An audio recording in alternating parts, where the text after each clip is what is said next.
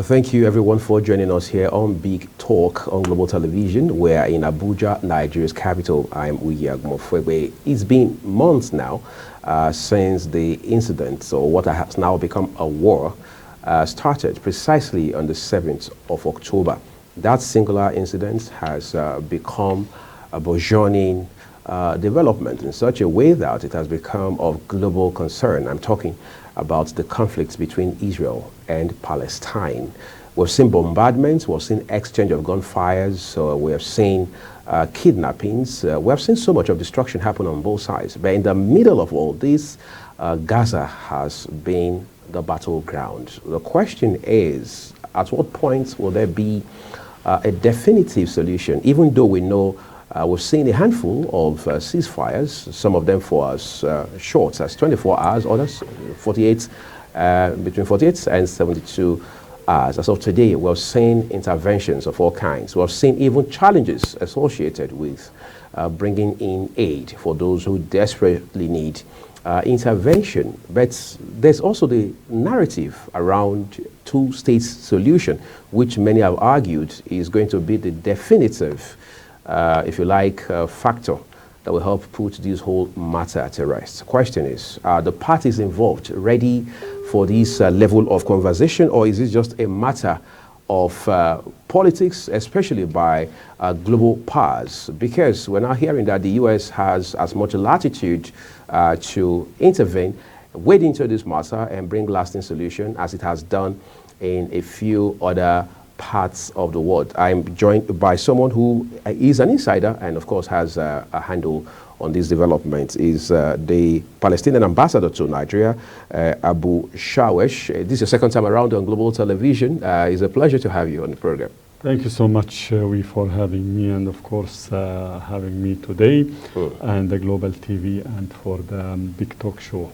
Great. So I want us to start from the efforts that we have seen so far. As it appears right now, it doesn't seem there's hope in sight. We're still hearing bombardments today, bombardments tomorrow.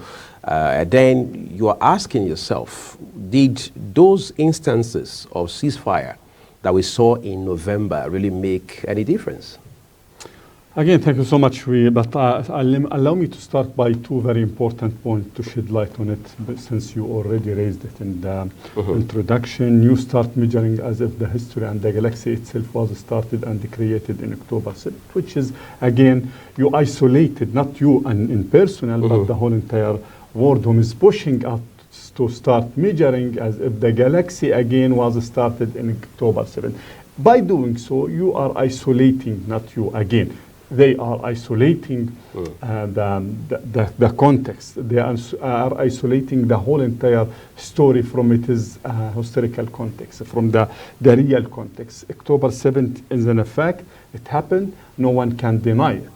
But again, October 7th, you cannot analyze it out of its political incubator, out of its historical background. October 7th is one day in the life of the Israeli, but we, the Palestinians, have 104 October 7th before this October 7th, since the issuing of the notorious Balfour Declaration 1917. This is very important. You cannot tackle the issue without taking a deep look on its political rules or historical rules. So that this is fair. Second, you mentioned that the destruction in both sides, and this is completely against the proportional, which is a very important element or very important principle in the international law. You cannot compare the destruction that happened or the death that happened to the Israeli side, which we, of course, we did not deny it at all. And with all due respect to every innocent person was lost in his life, but you cannot compare it to the innocent Palestinian people who is losing their life in this devastating, in this unproportional issue. Both of them is very important, and I need to shed light on it because, again, we know we the Palestinians did not have the ability to spread, to tell our narrative long time ago, and it's a very important opportunity for me to shed light on this issue. Back to the to the exact issue that you need to talk about it, which is whether it is two-state solution or the UN role on all of these issues. I would like you to be more direct, to ask me the questions more direct. But again, thanks for giving me the opportunity to shed light on those two important points. Great. You have made a very salient point with the conversation about two-state solution. Why is it difficult? I mean, it seems impossible to attain a two-state solution. Is that not possible? It's very possible.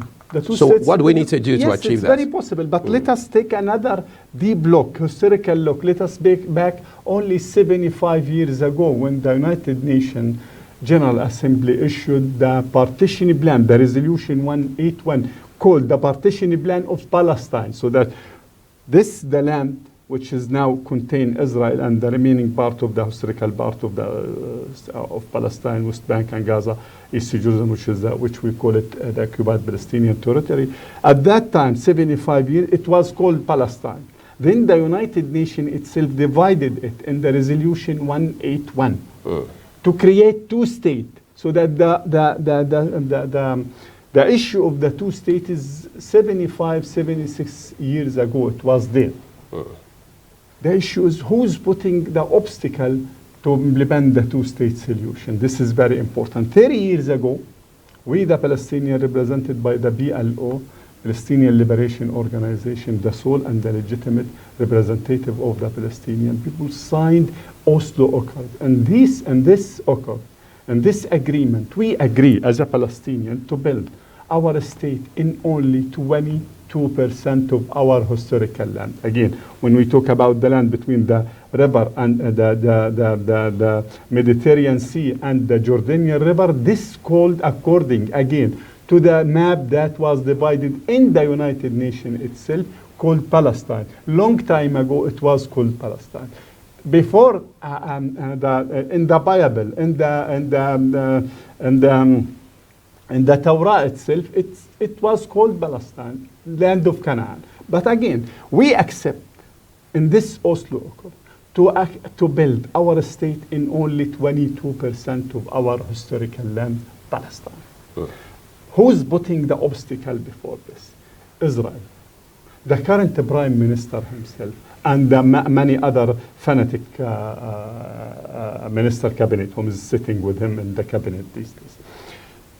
To build a two-state solution, this means that you should acknowledge that the Palestinians have the right to self-determination. Israel, till today, did not acknowledge and did not accept the right of the self-determination. In the UN General Assembly, there is a resolution called for the right of the self-determination. Israel, United States of America, and it is supported completely not accepting the right of the self-determination, which should be the very first step for the two-state solution. This is logic. Second, as long as you believe of the two-state solution, one of the main obstacles to the two-state solution is building the settlement. You could not talk about two-state solution which will be built. I mean, the Palestinian state should be built in Gaza Strip, East Jerusalem, and West Bank. Then you build, every day you expand, there is an expansion, and there is a new settlement built on the land that will become a state of Palestine. So that state of Palestine, entrenching, enhancing, and building a state of Palestine could not be mixed with the settlement itself. The third, when we speak about state of Palestine, East Jerusalem is completely according to the international law, according to your country, how did they recognize it, according to the United States of America, according to the United Nations, every single one recognize that East Jerusalem is an occupied Palestinian territory. We accept in this two-state solution to have East Jerusalem as our capital. Day and night, they did not stop. They converted it to a Jewish place, the East Jerusalem, and they declaring it. Not only this, they day and night declare that it will not happen to be again divided. Jerusalem is a Jerusalem for them. So that When we talk about the two-state solution, Israel is completely non-serious to put an end to the occupation and to establish and to accept the Palestinian to have a self-determination and to implement the two-state solution. This is just in a very short issues, but there is tons of evidence you can search about it. Anyone can search about two-state solution and who is put the obstacle. Beside, of course, let aside, of course, the Israeli and their supporter propaganda that the Palestinian did not accept the two-state solution. We are here for the two-state solution, international law. When anyone asking me what about the two-state solution, we are ready today.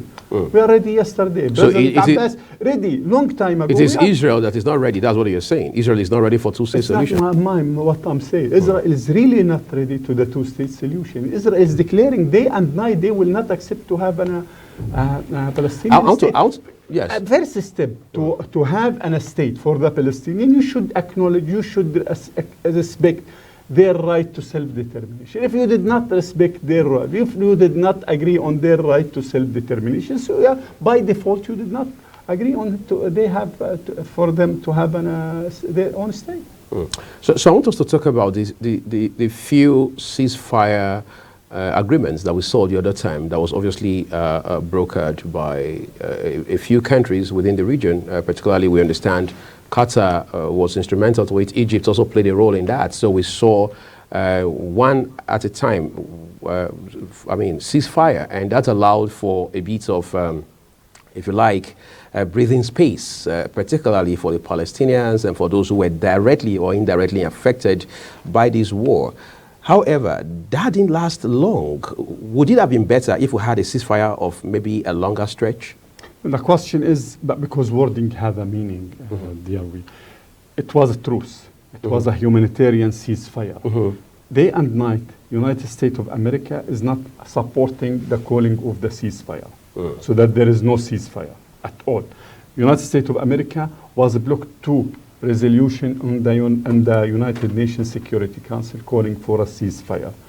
It is a humanitarian, there was a truce, a humanitarian ceasefire, and this humanitarian ceasefire, they succeeded through Qatar, of course, and other, to liberate, to send back 105 of the abducted of the Israeli people to their home. And we have, of course, the Palestinian, we have, again, some benefit from that. But the question is, regarding the ceasefire, we call for a ceasefire, complete ceasefire, not only humanitarian truce or a humanitarian ceasefire. This is very important because what is the meaning of a humanitarian ceasefire? To let the aids or the humanitarian aids to enter to Gaza, to feed the people, then you kill them again. This is very important because, again, as long as there is no complete ceasefire, as long as there is no political solution to put an end to the Israeli occupation, this will be, unfortunately, will be repeated. It will be repeated for a very simple reason. It might not be repeated by this exact form, but by the end of the day, the Palestinian will continue. Likewise, how did we did a long time ago? We will continue to resist the Israeli occupation. We will not. We, like you in Africa, any one of the African country accept the old colonizer. No, you did not accept it. You resisted your colonizer. Did your brothers and sisters in South Africa accept the apartheid regime? No, they pay a lot of effort. They pay a lot of their blood. They pay from their love soil, love people to be liberated from the apartheid regime, and we will continue to do so. So that ceasefire is very important, but the most important issue, the ceasefire should be the first step.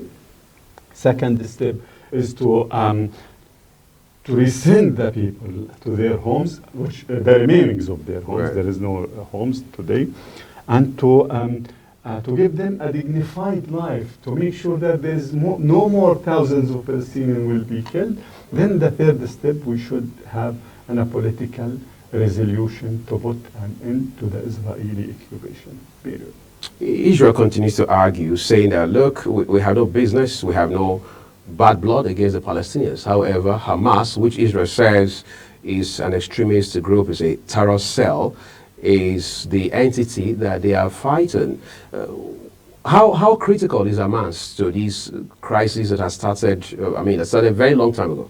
No, this is the propaganda. This is the slogans that Israel used to kill more the Palestinian people. Israel was built in a very fake slogan. Israel itself was built 1930, 1940 in a very big slogan. Empty land, or land without people for people without land. While they came to Palestine as a foreigner, as a Jew, European Jewish, to came to Palestine seeking asylum in Palestine, carrying our passport, and you can find it. It's all of this information in the holding our passport, traveling through our airport, the Palestinian airport called Dillit. Today it is called Ben Gurion Airport. This airport is Palestinian airport. So that when it came to Israel, Israel is the master, the godfather of the older propaganda. So that it's very easy to them to say that, because this is the only accusation, or the only accusation to kill more Palestinians, to say that they are fighting against Hamas. Could you or anyone justify killing and still now 30,000 Palestinians was already, we know them and know their names, and another approximately 7,000 still under rubble missing. We did not, their bodies is already composed, some of them in the streets. The question is, 70% of those innocent Palestinians whom was killed is children and women. Who can argue that those are Hamas? This is first. Second, if this is against Hamas and Hamas in Gaza, what about West Bank? What about West Bank? How many Palestinians did they kill in West? Since just in the last 100 days, more than 80 Palestinian children, only the children, 80 child was killed. Part of them was killed for fun. Part of the Palestinian child was killed for fun, and I can provide you and your TV, of course, with some videos showing that how did they kill him, snapped him. Then they came, after they killed him, they came to tape him for their social media. This is what happened in West Bank, whereas there is no Hamas and no other. That was another very important issue. If you have your problem with Hamas, how come you are starving the whole entire Palestinian people? You already refused to transfer the clearance money for the Palestinians since 3 months. Only one person, the Israeli Minister of Finance. So that Israel launched a war against the Palestinian people long time ago. Not only Israel. The first one who sowed the seed for this war is the United Kingdom. 1917. When they issued the notorious Balfour Declaration. This is the fact, this is the history behind the issue. But to take just the slogan and to follow what did the Israeli mention, I think it's not fair. Not only for us as a Palestinian, but for the audience, for the people here in Africa and everywhere in the world. Everyone should tell his story. Everyone should know all the information. It's very important. Excellent. The United Nations has been a bit more vehement. They've been a bit more outspoken about this crisis, especially talking about how that Israel should listen to voice of reasoning, to ceasefire, and then come to the table for dialogue, hopefully to reach a definitive solution. Do you think the UN has done enough in this capacity? For Israel? Yes. I mean, for both Israel. Yes. For Israel, the United Nations itself, the General Assembly was divided again in 1947, November 29, 1947. They divided the resolution itself called Partition Plan for Palestine. So that United Nations is already gifted at that time, 54% of our historical land to the Jewish gangs at that time.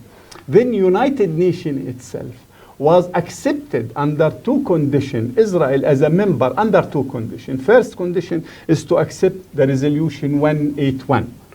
The second condition is to accept it is the resolution 194, which is called for the refugee to be back to their home.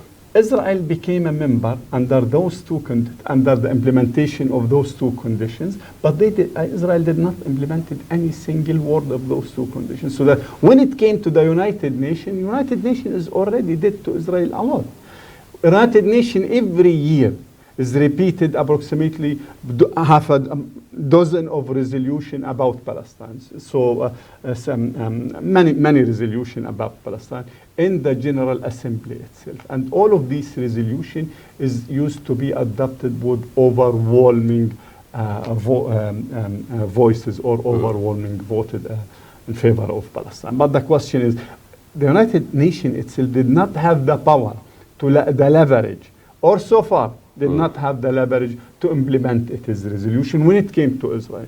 The other very important body, which is the master body in the United Nations itself, is the Security Council. And when it came to the Security Council, the Israeli-Palestinian issue, it is completely paralyzed. And it's not secret. I'm not enriching a secret when I say it's completely paralyzed, because the United States of America is carrying the veto hammer or the veto stake, and anyone get close to criticize Israel there, they will raise the veto. And just in the last 100 days, they used the veto 2 times. So that it's very important to know that United Nations, the international community, United Nations by the end of the day, body collected or gathering under its umbrella or under